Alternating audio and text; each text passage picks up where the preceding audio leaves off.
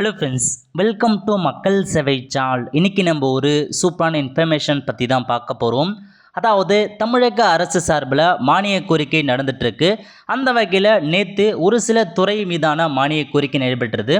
அதில் பல்வேறு வகையான புதிய அறிவிப்பு வெளியிட்டிருக்காங்க. ஸோ என்னமான அறிவிப்பு, அதை பற்றின முக்கிய இன்ஃபர்மேஷன் தான் இந்த வீடியோ பார்க்க போகிறோம். இந்த வீடியோ ஸ்கிப் பண்ணாமல் ஃபுல்லாக பாருங்கள். அது மட்டும் அல்ல, இந்த வீடியோ நிறைய பேருக்கு ஷேர் பண்ணுங்கள். ஓகே, ஃபஸ்ட்டு ஊரக வளர்ச்சி மற்றும் ஊராட்சித்துறை மீதான மானிய கோரிக்கை நடைபெற்றது.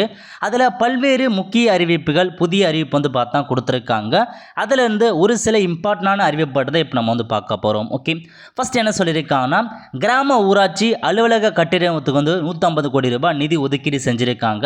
மகாத்மா காந்தி தேசிய ஊரக வேலை உறுதி திட்டத்தின் கீழ் 500 கிராமங்களில் 30 லட்சம் மதிப்பீட்டில் கிராம ஊராட்சி அலுவலகம் பார்த்தா கட்டப்படும் சொல்லியிருக்காங்க.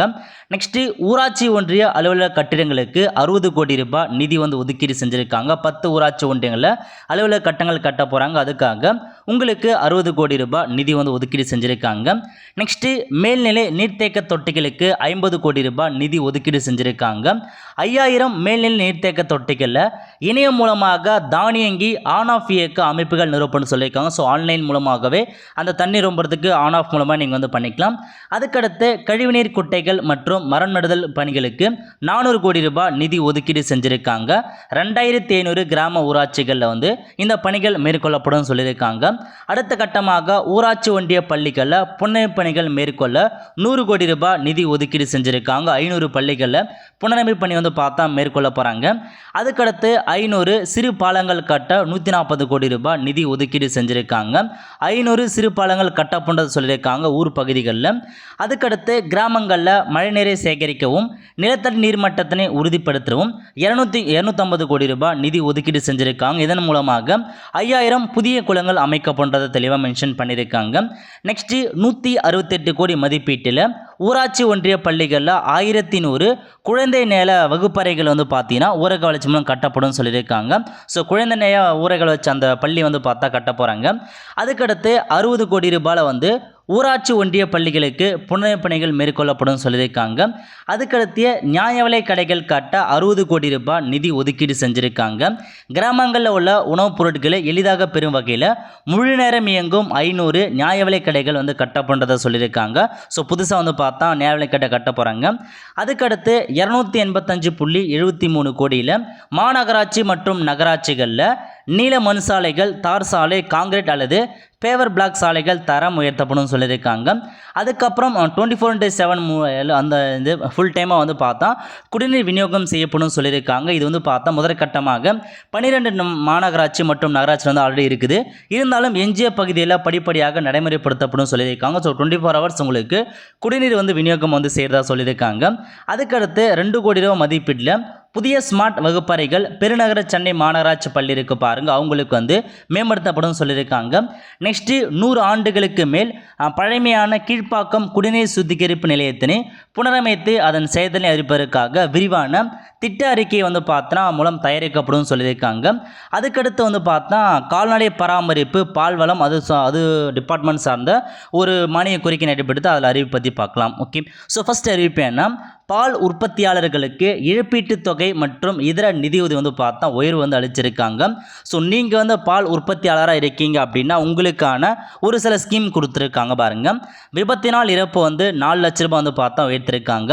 கல்வி உதவித்தொகை 50,000 ரூபாய், திருமண உதவித்தொகை 60,000 ரூபாய், ஈமச்சடங்கு பார்த்தா 25,000 ரூபாய், ஓர் உறுப்பு இழந்தவர்களுக்கு 1 லட்சம், 2 உறுப்பு இழந்தவர்களுக்கு 2.25 லட்சமாக ப்ரொவைட் பண்ணுறாங்க. நிதியுதவி பார்த்தா உயர்த்தி அவங்களுக்கு இந்த மானிய கோரிக்கையில் அறிவிச்சிருக்காங்க. ஓகே, அதுக்கடுத்து கால்நடைகளுக்கு ஊட்டச்சத்து டானிக் வழங்குறாங்க. இது பார்த்தா கூட்டுறவு சங்கம் மூலம் நியாயமான விலையில் விற்பனை செய்யப்படும் சொல்லியிருக்காங்க. ஸோ கால்நடைகளுக்கு ஊட்டச்சத்து டானிக் பார்த்தா விற்க போகிறாங்க. அதுக்கடுத்து பாரம்பரிய கால்நடை மூலிகை மருத்துவ பயிற்சி 90 லட்சம் செலவில் பார்த்தா வழங்கப்படும் சொல்லியிருக்காங்க. 3000 பேருக்கு வழங்குறாங்க. யாருன்னா கால்நடை மருத்துவர்கள், விரிவாக்க அலுவலர், கிராம நல ஊழியர்கள், அவங்களுக்கு இந்த பயிற்சி கொடுக்குறாங்க. அடுத்த கட்டமாக முக்கியமான அறிவிப்புன்னா ரூபாய் 6.45 கோடியில் 50% மானியத்தில் நாட்டின கோழி குஞ்சுகள் வழங்கப்படும் சொல்லியிருக்காங்க. யாரு கொடுக்குறாங்கன்னா ஏழ்மை நிலையில் உள்ள கணவனை இழந்த கணவனால் கைவிடப்பட்ட மற்றும் ஆதரவற்ற இருக்காங்க பாருங்க 38,700 பெண் பயனாளிகளுக்கு தலா 40 கோழி குஞ்சுகள் வழங்கப்படும் சொல்லியிருக்காங்க. 50% மானியத்தில் வந்து வழங்குறாங்க. கண்டிப்பாக இதுக்கான அப்டேட் வர சொல்ல நம்ம சேனல் வீடியோ வந்து போடும். அதுக்கடுத்து 1 கோடி ரூபாயில் ஒருங்கிணைந்த சுகாதாரத்தின் கீழ் 5 லட்சம் செல்ல பிராணிகளுக்கு வெறிநாய்க்கடி நோய் தடுப்பூசி போடப்படும் சொல்லியிருக்காங்க. ஸோ அந்த உடைய டாக் அந்த பெட்ஸ் வச்சுருக்கீங்கன்னா 50% மானியத்தில் உங்களுக்கு வந்து வெறிநாய்க்கடிக்கான நோய் தடுப்பூசி வந்து போடப்படும் சொல்லியிருக்காங்க.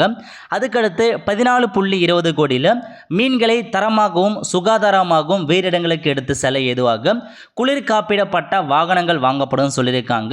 நெக்ஸ்ட் 5 கோடியில் ஆழ்கடல் மீன்பிடிப்பு படகுகளுக்கு 200 செயற்கைக்கோள் தொலைபேசிகள் வாங்கிட 40% மானியம் வழங்கப்படும் சொல்லியிருக்காங்க. ஸோ நீங்கள் வந்து கடலுக்கு மீன் பிடிக்க போனால் அங்கே வந்து சிக்னல் இருக்காது, அவங்களுக்காக செயற்கைக்கோள் தொலைபேசி வந்து பார்த்தா வாங்குவதற்கு 40% மானியம் வந்து வழங்குறாங்க. அதுக்கப்புறம் வந்து பார்த்தா வேளாண் மற்றும் உழவர் நலத்துறைக்கான மானிய கோரிக்கை நடைபெற்றது. ஸோ ஃபர்ஸ்ட் அறிவிப்பு என்ன, மக்காச்சோள சாகுபடிக்கு 30 கோடி ரூபாய் நிதி ஒதுக்கீடு செஞ்சுருக்காங்க. தமிழ்நாட்டில் மக்காச்சோள சாகுபடியை ஊக்குவிக்கும் சிறப்பு திட்டமானது 18 மாவட்டங்களில் செயல்படுத்தப்படும் சொல்லியிருக்காங்க. நெக்ஸ்ட் உணவு மதிப்பூட்டுதல் குறித்து பயிற்சிகளுக்கு 1.20 கோடி ரூபாய் நிதி வந்து ஒதுக்கீடு செஞ்சுருக்காங்க. விவசாயிகளுக்கு இதுக்கான பயிற்சி வந்து வழங்குறதா சொல்லியிருக்காங்க.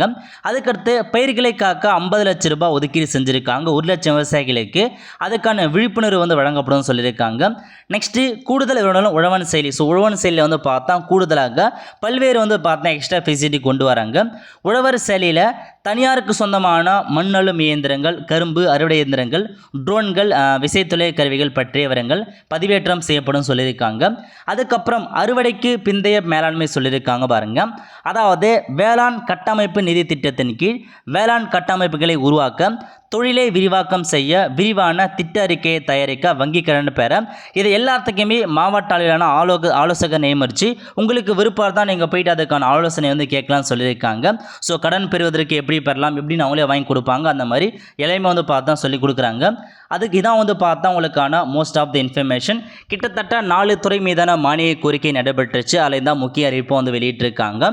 ஸோ எக்கச்சக்கமான கிட்டத்தட்ட ஒரு 150-170க்கு மேலே புதிய அறிவிப்பு வந்து வெளியிட்டிருக்காங்க. இருந்தாலும் நம்ம வந்து ஒரு சில முக்கியமான இன்ஃபர்மேஷன்ஸ் மட்டும்தான் வந்து பார்த்துருக்கோம். ஸோ ஃபுல் இன்ஃபர்மேஷன்ஸ் பார்க்க நம்ம ட்விட்டர் அக்கௌண்ட்டில் வந்து பார்த்தோன்னா எல்லா இன்ஃபர்மேஷன்ஸுமே வந்து ஷேர் பண்ணியிருக்கோம். அதுக்கான லிங்கை டிஸ்கிரிப்ஷன் வந்து கொடுத்துட்றேன். அதில் பார்த்து நீங்கள் தெரிஞ்சுக்கோங்க. லிங்கை டிஸ்கிரிப்ஷன் கொடுத்துறேன், மறக்காமல் ஃபாலோ பண்ணி வச்சுக்கோங்க. ஆல் த ஃப்ரெண்ட்ஸ், கண்டிப்பாக இந்த பிடிச்ச லைக் பண்ணுங்கள். அது மட்டும் அல்ல, இந்த வீடியோ நிறைய பேருக்கு ஷேர் பண்ணுங்கள்.